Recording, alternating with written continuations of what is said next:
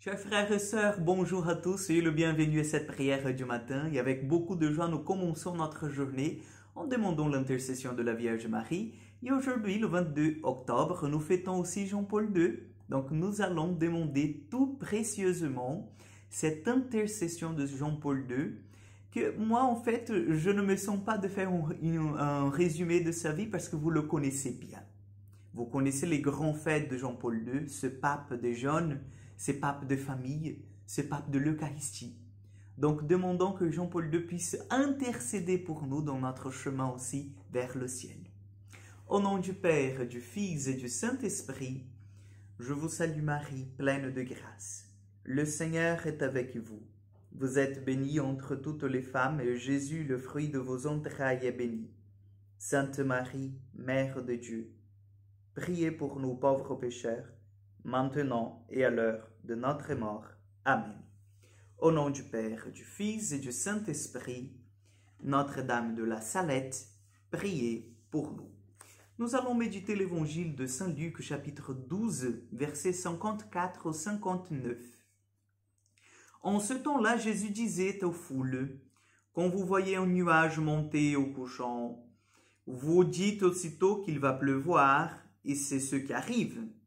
Et quand vous voyez souffler le vent du sud, vous dites qu'il fera une chaleur torride, et cela arrive.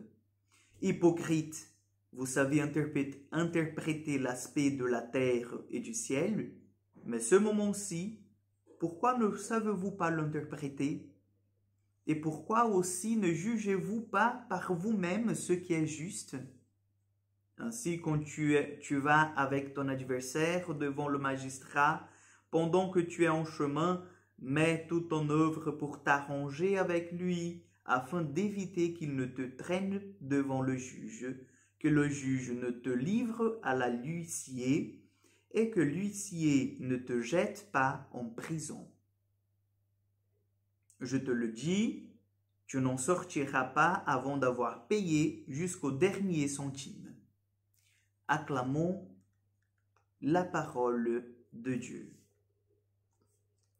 Nous sommes encore dans cet évangile, dans cette partie de l'évangile de Luc, où le Seigneur nous appelle à voir les derniers temps, à nous centrer, à nous tourner vers les derniers temps. Et vous savez très bien, chers frères et sœurs, que nous vivons déjà, nous sentons déjà la fin de l'année liturgique. Donc l'Avent nous montre qu'une nouvelle année liturgique commencera dans la vie de l'Église.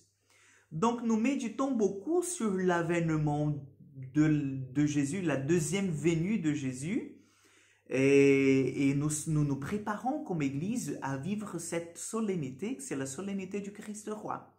Donc dans quelques jours, nous allons la vivre comme Église de Dieu, et le Seigneur aujourd'hui nous attire l'attention justement, en fait, en prenant un exemple tout simple. Les gens de son époque, ils étaient plutôt paysans, ils connaissaient bien les signes de temps, entre guillemets, parce qu'aujourd'hui nous avons la météo, n'est-ce pas? Les gens d'avant, de l'époque de Jésus, n'avaient pas la météo. Donc, par contre, ils connaissaient bien, ils savaient quand il allait pleuvoir, ils savaient quand il allait faire très chaud, ils savaient quand ils devaient planter et non, ils savaient quand ils devaient faire la récolte, tout en voyant les signes extérieurs. Et Jésus dit, mais vous êtes tellement sages, intelligents pour voir cela. Et pourquoi est-ce que vous fermez votre cœur pour voir, en fait, que le jour du salut est venu? Et peut-être nous disons nous-mêmes, ah oui, mais c'est vrai, ces gens-là, ils sont pas possibles. Comment peuvent-ils ignorer le Christ? Comment peuvent-ils ignorer les Écritures?